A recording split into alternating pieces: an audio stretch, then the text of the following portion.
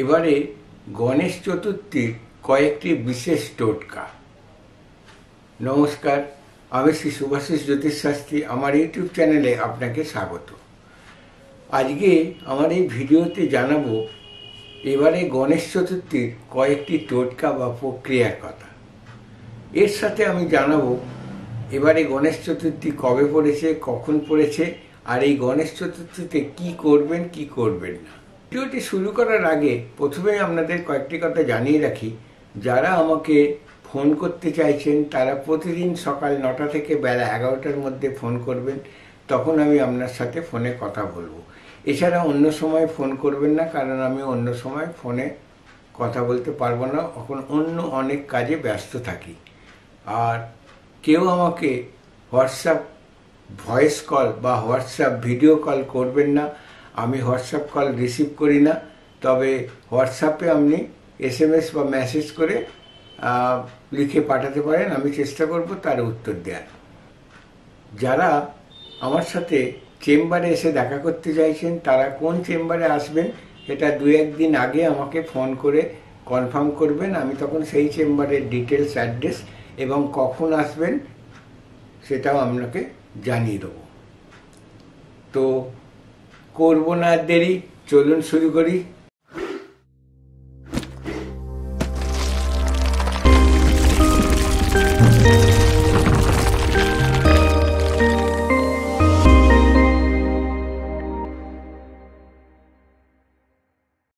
আমি আজ যে টোটকার বিষয় বা প্রক্রিয়ার বিষয়ে বলতে চলেছি, এই টোটকা বা প্রক্রিয়া কিন্তু 100% কাজ হয়, কিন্তু তার জন্যে আপনাকে আপনার 4টি জিনিসের দরকার, না হলে কিন্তু কোনো কাজ হবে না। সেই 4টি জিনিস হলো মন, ভক্তি, বিশ্বাস এবং ধৈর্য। এই 4টি জিনিস না হলে কিন্তু কাজ হয় না। আর অনেকে কমেন্ট করে বলেন যে এই কাজগুলো হবে কি না, এগুলো আপনি করেছেন কি না।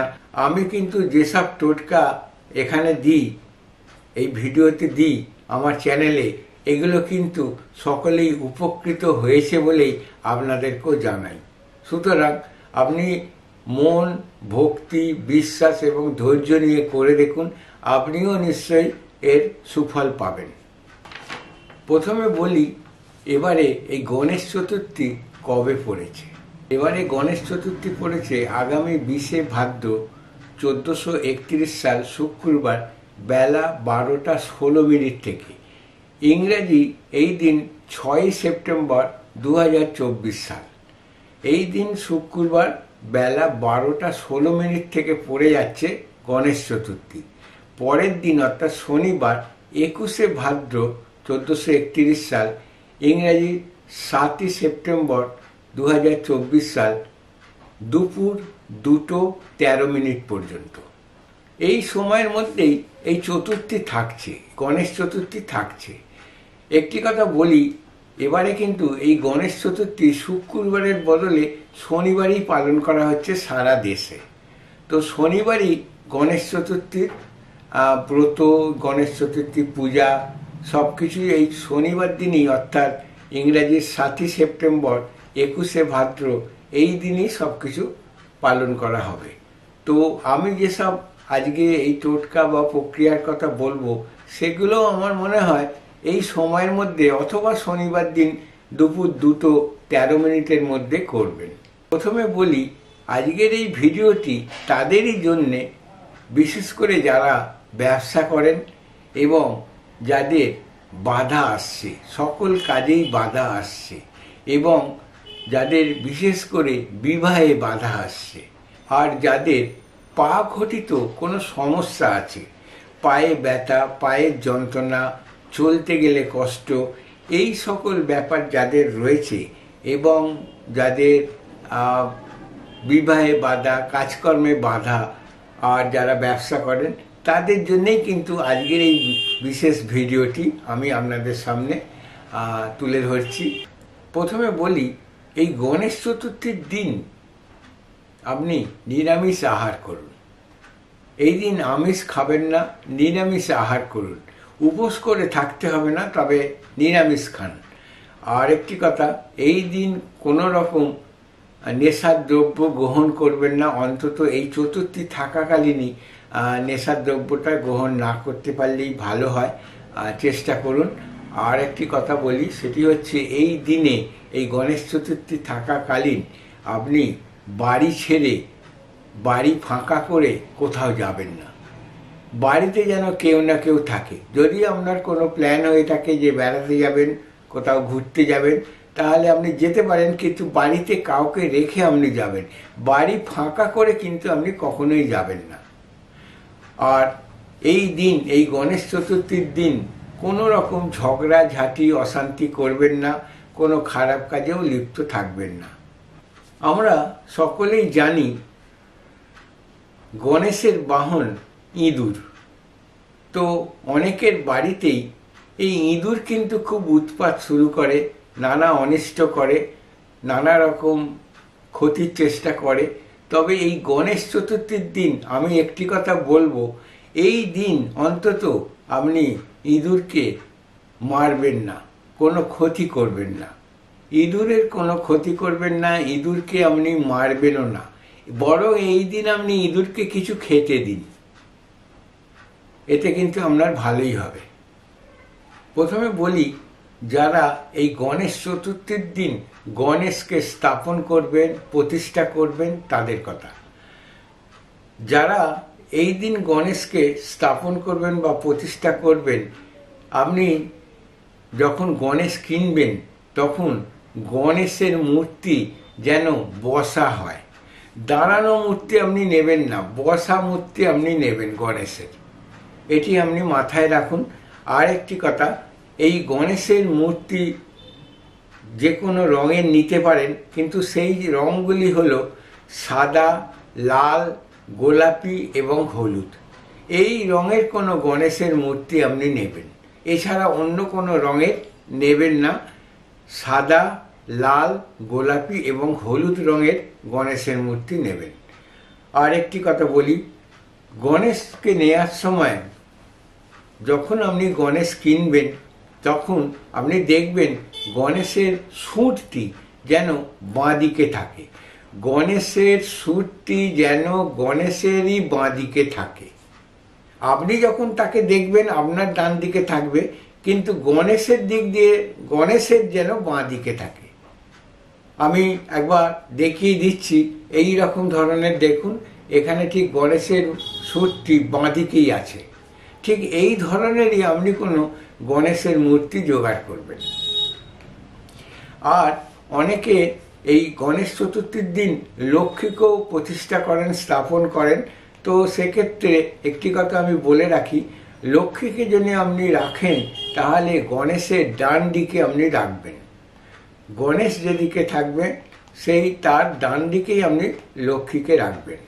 এবার একটি কথা বলি, গণেশকে তো কিনে আনলেন বা লক্ষ্মীকে নিয়ে আসলেন, তো একে রাখবেন কিভাবে? গণেশকে রাখবেন কোনো সবুজ রঙের কোনো কাপড়ের ওপর অথবা কোনো হলুদ রঙের কাপড়ের ওপর গণেশজিকে রাখবেন। কারণ সবুজ রং বা হলুদ রং গণেশের খুব প্রিয়, তাই কোনো সবুজ রঙের কাপড়ের ওপর রাখবেন। আরেকটি কথা এর সঙ্গেই বলি, আপনি যখন গণেশ পুজো করবেন, আপনি নিজেও কোনো হলুদ রঙের বস্ত্র বা সবুজ রঙের বস্ত্র পরিধান করেই পুজো করবেন, গণেশকে অর্পণ করবেন, নিবেদন করবেন, অভিষেক করাবেন, তাতে কিন্তু খুবই ভালো ফল পাওয়া যায়। এবারে বলি টোটকার বিষয়ে। প্রথমে আপনি গণেশজিকে অভিষেক করাবেন। এই অভিষেক যে কোনোভাবেই আপনি করতে পারেন, তবে একটি আমি প্রক্রিয়ার কথা বলছি, এটি করতে পারলে কিন্তু খুব ভালো হয়। এটি হয়তো অনেকের কাছে কঠিন হতে পারে, তবু বলছি আপনি চেষ্টা করুন যদি পারেন। গণেশজিকে তো আপনি গঙ্গা জলে বা অন্য কোনো সাধারণ জলেও বা কোনো নদীর জলেও স্নান করাবেন, অর্থাৎ অভিষেক করাবেন।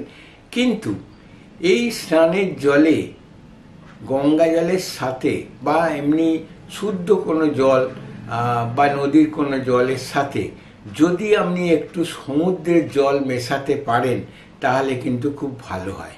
সমুদ্রের জলের সাথে গঙ্গা জল অথবা কোনো নদীর জল অথবা যে কোনো বিশুদ্ধ জল মিশিয়ে আপনি গণেশজিকে অভিষেক করান, তাতে কিন্তু আরো ভালো হবে।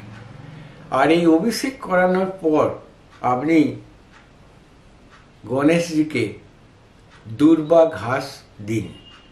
দুব্ব যে ঘাস হয় না, সেই দুব্ব ঘাস আপনি দেবেন, দুর্বা ঘাস। এই দুর্বা ঘাস সবুজ রঙেরই দেবেন, যেন দেখবেন সেটা যেন হলুদ না হয়ে যায়। সবুজ রঙেরই 21টি দুর্বা ঘাস দেবেন এবং 21টি দুর্বা ঘাস গণেশজির পায়ে দেবেন। আর একটি কথা বলি, গণেশজিকে কিন্তু তুলসী পাতা দেবেন না, গণেশজিকে দুর্বা ঘাস দেবেন। আর গণেশজির খুব প্রিয় জিনিস কয়েকটি জিনিস আছে, যখন আপনি গণেশ পুজো করবেন তখন এই কয়েকটি জিনিস কিন্তু গণেশকে দিতেই হবে। সেইগুলি হলো হলুদ ফুল, হলুদ কলা, হলুদ লাড্ডু এবং মালপোয়া। এই মালপোয়া কিন্তু গণেশজির খুব প্রিয় জিনিস। এই কটি জিনিস দিয়েই আপনি গণেশ পুজো করবেন। এই কটি জিনিস আপনি ভোগে রাখবেন অথবা আপনি অর্পণ করবেন, নিবেদন করবেন। আর এর সাথে গণেশজির পায়ে সিঁদুর দেবেন। এটি কিন্তু গণেশজির পায়ে দেবেন, গণেশের পায়ে দেবেন। এবারে এই যে আপনি 21টি দুর্বা ঘাস দিয়ে গণেশজিকে পুজো করলেন, এই 21টি দুর্বা ঘাস পুজোর পর অর্থাৎ চতুর্থী শেষ হয়ে যাওয়ার পরে এই 21টি দুর্বা ঘাস আপনি জোগাড় করে নিন, আপনি নিয়ে নিন। নিয়ে আপনি আপনার নিজের কোনো জায়গায় এটা রেখে দিন। এই দুর্বা ঘাস আপনার কোনো নিজের কোনো বাক্স থাকলে বাক্সে অথবা আলমারিতে বা লকারে বা যেখানে হোক রাখুন, অথবা আপনি যদি ব্যবসা করেন তাহলে ব্যবসার যে ক্যাশ বাক্স আছে সেখানেও আপনি রাখতে পারেন। এখানে আপনি রেখে দেবেন এই দুর্বা ঘাস 1 বছর রেখে দিন। 1 বছর পরে এই দুর্বা ঘাসগুলো জলে দেবেন, আবার নতুন করে করবেন। দেখুন এর মধ্যে আপনার কি উন্নতি হয়। আরেকটি কথা বলে রাখি, সেটা অবশ্য বলা বাহুল্যই বলা যায়, তবু বলছি। এই যে আপনি যখন 21টি দুর্বা ঘাস গণেশজিকে দেবেন, তখন আপনি একটি মন্ত্র বলবেন। সেই মন্ত্রটি হলো ওং গাং গণেশায় নমঃ। এই মন্ত্রটি বলবেন, ওং গাং গণেশায় নমঃ। যদি এই মন্ত্রটি না বলতে পারেন, আরেকটি মন্ত্র আছে, সেটাও আমি বলে দিচ্ছি, সেটাও আপনি বলতে পারেন, ওং গাং গণপতায় নমঃ। ওং গাং গণপতায় নমঃ। এই মন্ত্রটি বলেই আপনি দুর্বা ঘাস অর্পণ করবেন। এবারে আমি বলি, যাদের সব কাজেই বাধা আসছে, আপনি কোনো ইন্টারভিউ দিতে যাচ্ছেন, বাধা পড়ে যাচ্ছে, হচ্ছে না, চাকরি হচ্ছে না, বা অন্য কোনো কাজেও আপনার বাধা পড়ে যাচ্ছে, তখন আপনি তার জন্য একটি টোটকা বলছি, সেটাই আপনি করে দেখুন, আশা করছি ভালো ফলই পাবেন। সেটি হলো, আপনি 11টি লবঙ্গ এবং 11টি গোটা সুপারি জোগাড় করবেন। এই যে 11টি লবঙ্গ, এমন লবঙ্গ জোগাড় করবেন যার ওই লবঙ্গর মাথায় একটা ফুল থাকে না, সেই ফুলটি যেন থাকে, সেই রকম 11টি লবঙ্গ এবং 11টি গোটা সুপারি জোগাড় করবেন। এইগুলো আপনি গণেশজিকে পুজোর সময় অর্পণ করবেন, নিবেদন করবেন। পুজো হয়ে যাওয়ার পরে, মানে চতুর্থী শেষ হয়ে যাবে, গণেশ চতুর্থী শেষ হয়ে যাবে, পরের দিনে আপনি এগুলোকে নিয়ে নেবেন। নিয়ে একটা হলুদ কাপড়ে বেঁধে আপনার কোনো নিজের জায়গায় রেখে দেবেন। আপনার ক্যাশ বাক্স, আপনার আলমারির লকার, বা আপনার কোনো বাক্স, বা আপনার কোনো ড্রয়ার, আপনার কোনো নিজের জায়গায় রেখে দেবেন। এবারে আপনি যখন কোনো কাজে যাবেন, যে কোনো কাজেই বলুন না কেন, কোনো কাজে যাবেন, যে কাজে ধরুন হচ্ছে না, বাধা পড়ে যাচ্ছে, তখন আপনি কোনো ইন্টারভিউ দিতে যাচ্ছেন, সেরকম সময়ও আপনি ওই 11টি লবঙ্গ এবং 11টি গোটা সুপারি থেকে একটি লবঙ্গ, একটি গোটা সুপারি সঙ্গে করে নিয়ে যাবেন। একটি লবঙ্গ এবং একটি গোটা সুপারি সঙ্গে করে নিয়ে যাবেন, পকেটে করে বা ব্যাগে করে বা মানি ব্যাগে, যেভাবেই হোক আপনি নিয়ে যাবেন। কাজটি দেখবেন আপনার হয়ে যাবে। আবার যখন ফিরে আসবেন, তখন ওই একটি লবঙ্গ, একটি সুপারি আপনি কিন্তু আবার ওই একই জায়গায় রেখে দেবেন। এটা আপনি করে দেখুন, আশা করছি আপনার কাজে বাধাগুলো সব কেটে যাবে। আর যখন আপনি এই 11টি লবঙ্গ এবং 11টি গোটা সুপারি গণেশকে অর্পণ করবেন, নিবেদন করবেন, তখন কিন্তু আপনি ওই মন্ত্রটি বলবেন, ওং গাং গণেশায় নমঃ বা ওং গাং গণপতায় নমঃ, যে কোনো একটি মন্ত্র কিন্তু আপনি বলবেন। এবারে বলি একটি বিশেষ টোটকা। এই টোটকাটি বলতে পারেন মনোবাসনা পূর্ণের, এবং বিশেষ করে যাদের বিবাহে বাধা পড়ে যাচ্ছে, বিবাহ হচ্ছে না, তাদের জন্যই মেইনলি। তো এই টোটকাতে করতে গেলে আপনাকে কাঁচা হলুদ জোগাড় করতে হবে। কাঁচা হলুদ জোগাড় করে আপনি ওই কাঁচা হলুদকে কেটে নেবেন, ভাগ করবেন। কিরম ভাগ করবেন সেটা আমি ভালো করে বোঝাচ্ছি, একবার বুঝে নিন। আপনার বয়স যদি 20 বছর হয় তাহলে আপনি 20টি ভাগ করবেন। আপনার বয়স যদি 25 বছর হয় তাহলে এই কাঁচা হলুদটিকে 25টি ভাগ করবেন। আপনার বয়স যদি 32 বছর হয় তাহলে আপনি এই কাঁচা হলুদটিকে 32টি ভাগ করবেন। সুতরাং আপনার বয়স অনুযায়ী এটি ভাগ করবেন। ভাগ করে হলুদ সুতো দিয়ে, এই কাঁচা হলুদ দিয়ে আপনি একটি মালা তৈরি করবেন। কাঁচা হলুদ যতগুলো টুকরো হলো, মনে করুন আপনার বয়স 18 বছর, তো 18টি আপনি কাঁচা হলুদকে ভাগ করলেন। 18টি ওই হলুদের টুকরো দিয়ে আপনি হলুদ সুতো দিয়ে একটা মালা তৈরি করবেন। সেই মালাটি তৈরি করে যখন আপনি তৈরি করবেন, তখন কিন্তু আপনি আপনার মনোবাসনা জানাবেন। মনোবাসনা জানিয়ে গণেশজির গলায় এটাকে পরিয়ে দেবেন। ঠিক আছে? গণেশজির গলায় পরিয়ে দেওয়ার পর, গণেশ চতুর্থী শেষ হয়ে যাওয়ার পরে, চতুর্থীর পর, পুজো হয়ে যাওয়ার পর এই মালাটিকে আপনি আবার নিয়ে নেবেন। নিয়ে এটি আপনার নিজের জায়গায় রেখে দেবেন। ব্যাস, আর কিছু নয়। যখন আপনি এটি আপনার নিজের জায়গায় রাখবেন, তখনও কিন্তু মনোবাসনা জানিয়ে, মনস্কামনা জানিয়েই রেখে দেবেন। এটি রেখে দেবেন 1 বছর। 1 বছর পর, 1 বছরের মধ্যেই আপনার কাজ হবে। 1 বছর পর এই মালাটিকে আপনি জলে ভাসিয়ে দেবেন। আবার যদি কিছু করতে চান তাহলে আবার নতুন করে আবার করবেন, এই একই রকম প্রসেসে।